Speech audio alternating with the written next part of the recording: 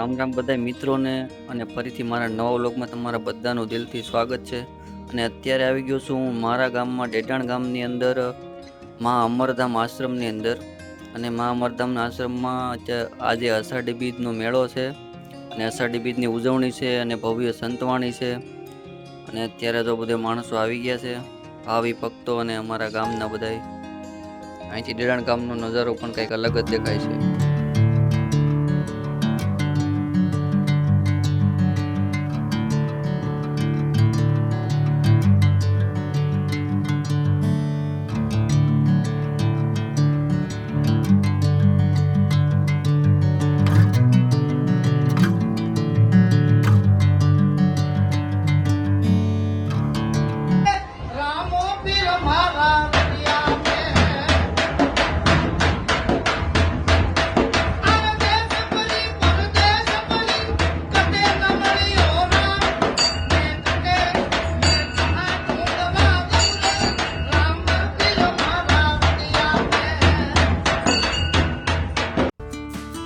અત્યારે બધા એ રામાપીરના મંદિરે દર્શન કરવા બધા આવે છે।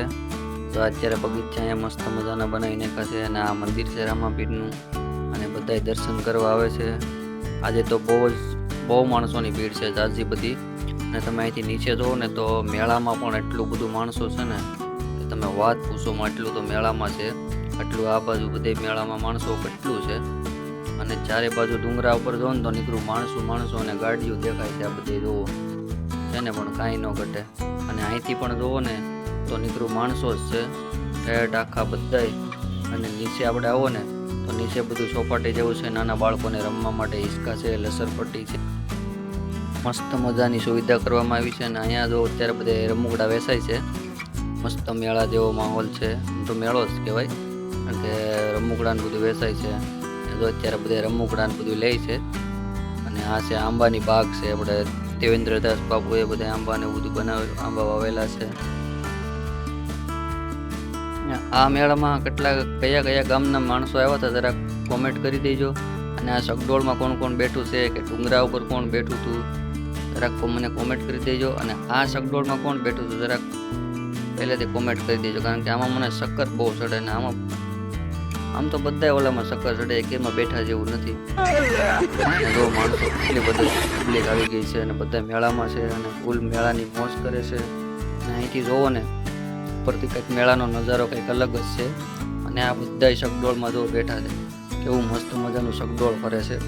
મને તો આમ જોઈને જ શક્કર ચડે એવું થાય છે, કારણ કે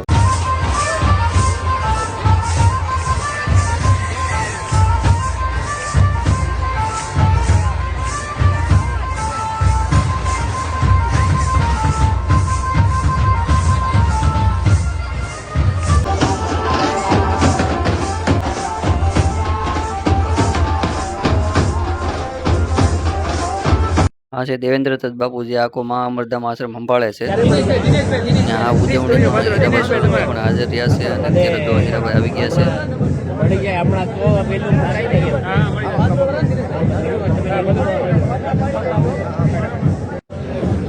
અને અત્યારે રસોડાની બધી મુલાકાત લે છે, બધું જોવે છે કે રાંધવાનું બધું કેવું હાલે છે, કઈ રીતના સ્થિતિ છે એ બધું।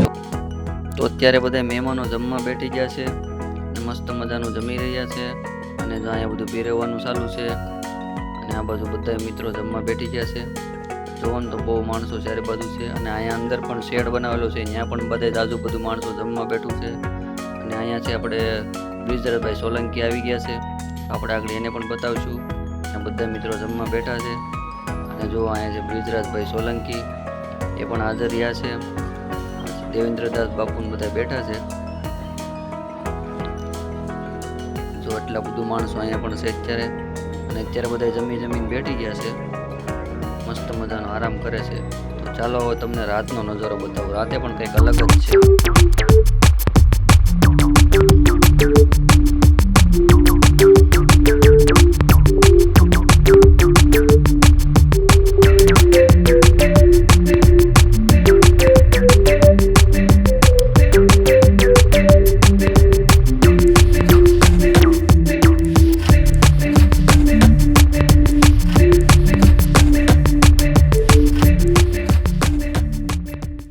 રામાપીર બાપાના આ છે આશીર્વાદથી આપણા કુંવરજી એમની બાવળિયા કૃપાથી, સાહેબ. અમાર દેવીદાસ બાપુ એમની કૃપાથી અને એમાં અષાઢી બીજ આ એક પવિત્ર દિવસે જ્યારે આ અમરધામ આશ્રમની અંદર લગભગ 3 વર્ષથી આવવાનું થાય છે, ત્યારે આજના આ એક જ્યોત અહીંથી ડેડાણના પાદરમાંથી શરૂ કરીને સારે એ આખા દરિયા પટ્ટીના બધા જ જિલ્લાઓમાં, તાલુકાઓમાં એક શ્રદ્ધા અને આસ્થાનું સ્થાન બન્યું છે. આજે વિશેષ કંઈક જુદા જ એક વાતાવરણમાં અને એક શ્રદ્ધા અને આસ્થાના સ્થાન તરીકે આ ડેડાણ ગામમાં આવવાનું થાય છે.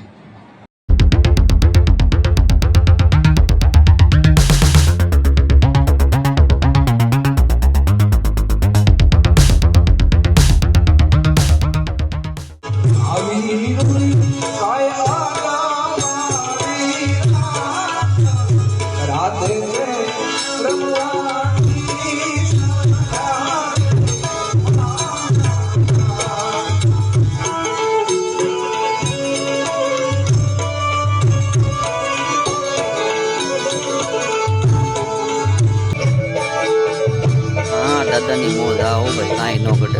દાદા રો ફૂલ મોજમાં આવી ગયા છે અને ફૂલ મોજથી હડતાલ વગાડે છે. એની બાજુમાં પણ બે દાદાને ફૂલ મોજ આવી ગઈ અને બધા કડતાળો વગાડે અને ફૂલ મોજ કરે છે. કાંઈ ન ઘટે એવી મજા આવે છે.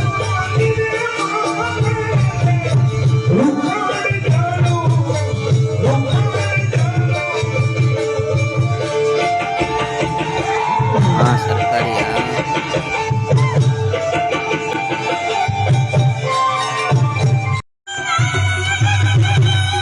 અમારા દેવેન્દ્ર બાપુ અને દેવેન્દ્ર દાસ બાપુની તમે મોજ જુઓ. ફૂલ મોજમાં છે અને પૈસા ઉડાડે છે. તો કાંઈ ન ઘટે.